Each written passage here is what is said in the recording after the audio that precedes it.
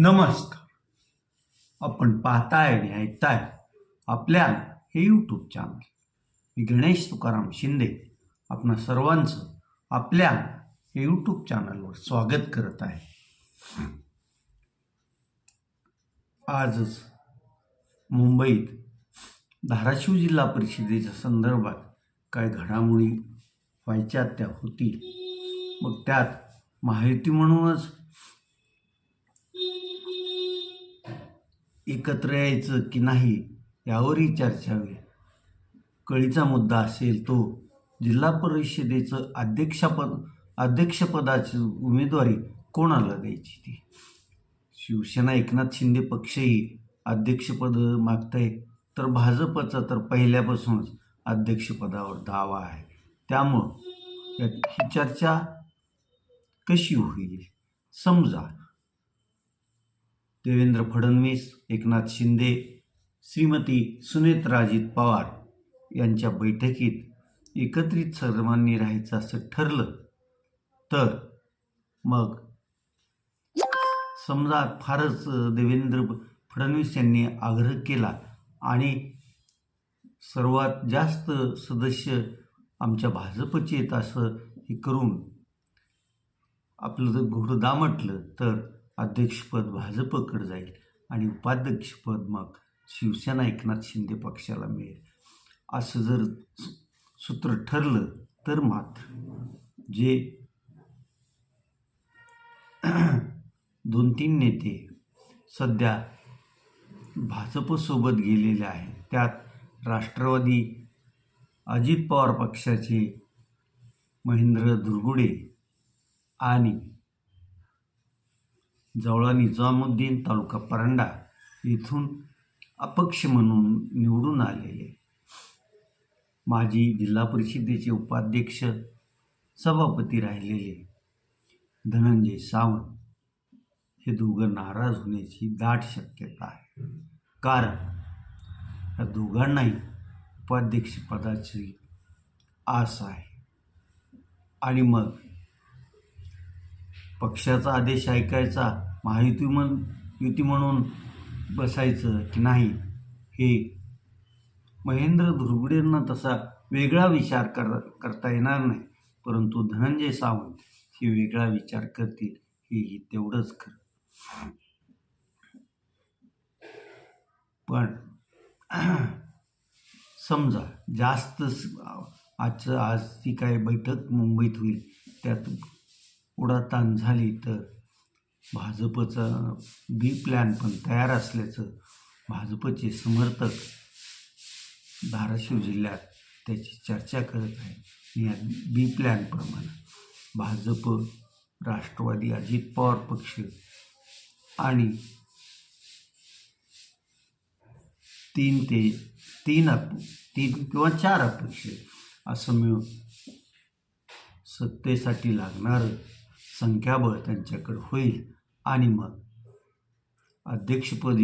अध्यक्षपदाची उमेदवारी सुअर्चना राणा जगजितसिंह पाटील यांना दिली जाईल आणि उपाध्यक्षपद महेंद्र धुरगुडे किंवा धनंजय सावंत यापैकी कोण त्याच्यात बाजी मारते हे 13 तारखेला आपल्याला स्पष्ट दिसेल.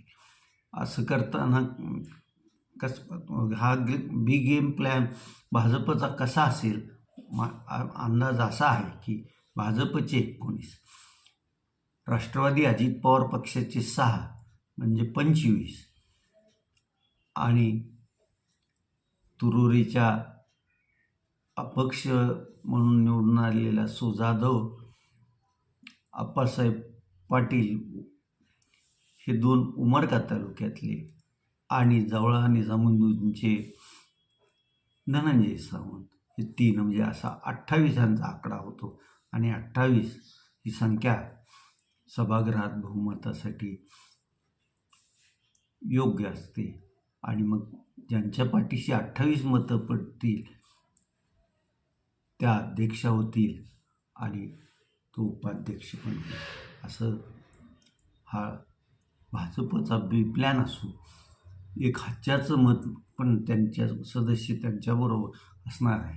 पुढं जेव्हा ही सत्ता असं समीकरण सत्तेवर येईल, पुढं त्यांना सभागृह चालवण्यात पण काही अडचण येण्याची शक्यता नाही. कारण शिवसेना एकनाथ शिंदे पक्षाचे जे त्यांच्या धनुष्यबाण चिन्हावर निवडून आलेले 15 सदस्य आहेत, त्यातील तुळजापूर तालुक्यातून निवडून आलेले बनसोडे आणि कळंबच्या डिकसळ गटातून निवडून आलेल्या सुशिंदे हे 2 सदस्य मूळचे भाजपचे आहेत. परंतु त्यांना उमेदवारी शिवसेनेकडून राणा जगजितसिंह पाटील आणि त्यांच्या पदाधिकाऱ्यांनी मिळवून दिली आणि धनुष्यबाण चिन्हावर ते निवडून आले आहे. त्यामुळं सभागृहात 2 सदस्य सत्तेवर येणाऱ्या ह्या बी प्लॅनच्या सत्ता गटाला मदतच करतील. त्याचबरोबर शिवसेना जिल्हा प्रमुख अजित पिंगळे यांचे खंदे समर्थक म्हणून समजले जाणारे इटकूर जिल्हा परिषद गटातून निवडून आलेले अनंत लंगडे हेही या सत्ताधारी असलेल्या भाजप, राष्ट्रवादी, अजित पवार गट आणि अपक्षाचा यांनाच सभागृहात कुठल्याही याच्यावर पाठिंबा देऊ शकतात. त्यामुळं हे जे बी प्लॅनप्रमाणे भाजप जर त्यांनी सत्ता स्थापन केली तर सत्ता काळ पूर्ण करताना त्यांना काही अडचण येणार नाही, असं हे चित्र आहे. आता सर्वांचं कान आणि नजरा पण मुंबईकडं लागलेल्या असतील. मुंबईत काय निर्णय होतो यावर उद्या जिल्हा परिषदेच्या कैलासवासी यशवंतराव चव्हाण सभागृहात काय घडतं हे उद्या म्हणजे 13 तारखेला दुपारीच आपल्याला कळणार आहे. तोपर्यंत आपण असेच अंदाजाचे पतंग उडवत राहायचे आणि त्याचा तात्पुरता आनंद घ्यायचा, एवढंच आपल्या हाती आहे.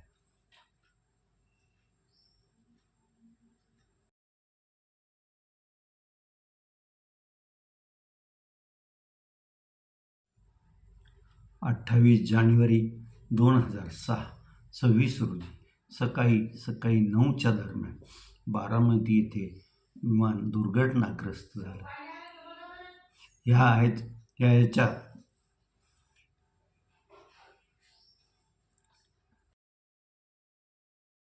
या विमान दुर्घटनेत उपमुख्यमंत्री असलेल्या राष्ट्रवादीच्या सर्वेसर्वा अजित आनंदराव पवार यांचं निधन झालं होतं. हा अपघात होता की घातपात होता याबद्दल आजही संशयाचे ढग तसेच आहे. राज्य सरकारनं तब्बल दीड महिना उलटून गेला तरी या प्रकरणात काय घडले, नेमकं काय झाले याचं खुलासाही केला नाही किंवा बारामती पोलीस स्टेशनलाही याबाबत गुन्हा दाखल आहे की नाही हे कोणालाच कळायला तयार नाही. आणि त्यामुळंच मग राष्ट्रवादी अजित पवार पक्षाचे आमदार अमोल मिटकरी, छगन भुजबळ हे याबाबत शंका उपस्थित करत आहेत आणि आता त्या खालच्या फळीतील कार्यकर्ते पण याबाबत उलटसुलट चर्चा करत आहेत. धाराशिव जिल्ह्यातील मोहन मुंडे हे राष्ट्रवादी अजित पवार पक्षाचे तसे सक्रिय कार्यकर्ते आहेत आणि त्यांनी जिल्हाधिकाऱ्याला सुरुवातीला निवेदन दिलं आणि आपण अजित पवारांच्या मृत्यूला कारणीभूत असलेल्या बारामती घटनेचा गुन्हा नोंद करा, त्याचा तपास करा, योग्य ती चौकशी करा या मागणीसाठी उपोषण करणार असल्याचंही त्यांनी त्या निवेदनात म्हटलं होतं.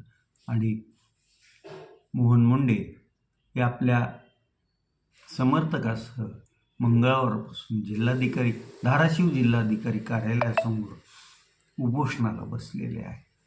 आज त्यांच्या उपोषणाचा तिसरा किंवा चौथा दिवस असेल आणि ते आपल्या मागणीवर ठाम राहणार असल्याचं त्यांचं म्हणणं आहे. अद्यापही जिल्हा प्रशासनानं त्यांच्या उपोषणाची तशी दखल घेतलेली नाही. कारण सरकारच अजित पवारांच्या अपघाती निधनाचं बद्दल सरकारच्या मनात काय आहे हे अजून महाराष्ट्रालाच कळालेलं नाही.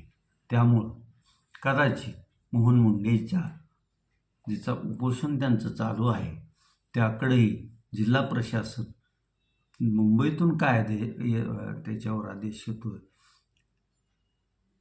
काय सांगितलं जातं आहे, याप्रमाणेच या उपोषणाकडं जिल्हा प्रशासनाचं लक्ष असणार आहे हे मात्र नक्की. जिल्हा प्रशासनानं मोहन मुंडेंना काहीतरी आश्वासन द्यावं आणि त्यांना उपोषण मागं घेण्यास लावावं असं राष्ट्रवादीच्या कार्यकर्त्यांचं म्हणणं आहे. आज आता इथंच थांबूया. तुम्ही आपल्यांना हे यूट्यूब चॅनल सबस्क्राईब करा, लाईक करा आणि कमेंट्स पण नोंदवा. धन्यवाद.